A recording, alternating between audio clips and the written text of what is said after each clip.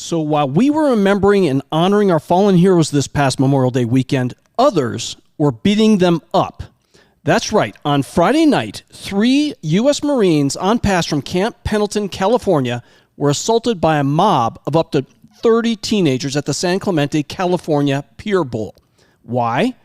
Well, according to one Marine, the kids were lighting off fireworks and it was causing debris to scatter and starting to hit people. So they told them, knock it off. Seems like a reasonable request.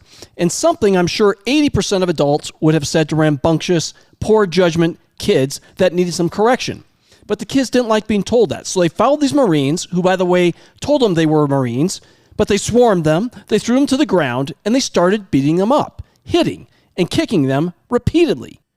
It was a good thing the Ocean County Sheriff's Department showed up, or the minor injuries the Marines sustained might well have been much worse. In fact, while the investigation is ongoing, one deputy said that they considered this assault with a deadly weapon, the weapon being the boots that the Marines were being stomped with. Well, that's California, you say. Yes, it is. But it's not just California. It's happening everywhere our lawmakers have failed to enforce law and order, be it San Clemente, San Francisco, Philadelphia, Chicago, Baltimore. Each of these cities have had out-of-control teenager mobs turn once hospitable areas into gang-infested war zones. It is so bad that down in Baltimore, at the Inner Harbor, the mayor has just enacted a curfew from 11 p.m. to 6 a.m. all summer long. And this is for kids 14 to 16. If you're under 13, that curfew starts at 9. Well, good for him. He's making a stand. And that's a good start. But I'm here to tell you, folks, curfews aren't going to fix anything. That is addressing the symptoms. It is not addressing the root cause. I would normally say to fix this, we need to fix our values as a nation, to respect others, to obey our laws, to contribute to society. But unfortunately, I think we are way past our ability to wholesale fix our values in this country. So now, I believe the only possible solution is to force it by firmly reestablishing and restoring law and order. And in doing so, it's a hard stop, a firm attempt to reestablish what is acceptable, civil, human conduct. Somewhere along the way, folks, too many people lost the value system that told them what was right and what was wrong.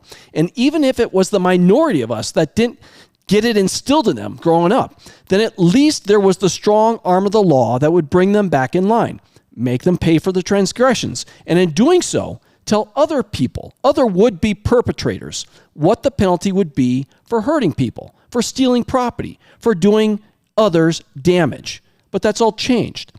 Today, as our cities have villainized and defunded the police, refused to prosecute criminals, and made the good guys out to be the bad, it's no wonder that we're falling apart and our cities are rotting at the core.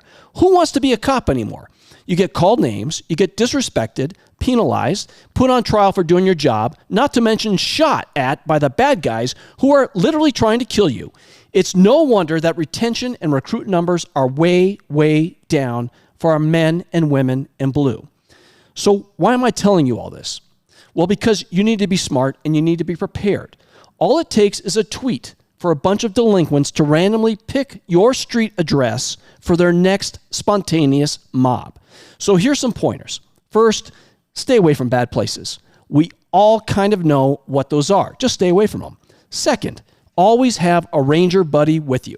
That means don't go anywhere alone, especially if you're a woman. The chances of being a target go way down when you have someone else with you. It's just common sense. Number 3, stay alert. Head on a swivel. Know your escape routes. Think about your next move and your next one and your next one after that. 4, if you're home and if you're in your neighborhood, I plead with you to stay inside if something breaks out. Stay low. Let them pass.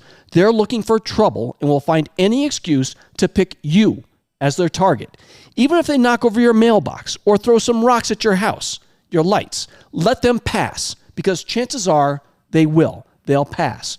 And finally, call the cops. Let them handle it. Hopefully, they're able to quickly respond. It seems that sirens and lights have a tendency to chase off bad guys. That solution has worked for many, many years. Folks, the bottom line, this country isn't what it used to be. She's fallen apart, and it might be beyond repair. I'm not giving up, But I'm also not naive. We need to stick together because if we don't, the America we love, it will be lost. Tell me, what do you think, Wolfpack? Is it too late? What can we do to bring us back as a nation? And what advice do you have to stay safe when all else fails? Please share your comments below and make sure you subscribe. You turn the notification bell on and you hit that like button. Until next time, be ready, be strong, be alert, and keep on prepping.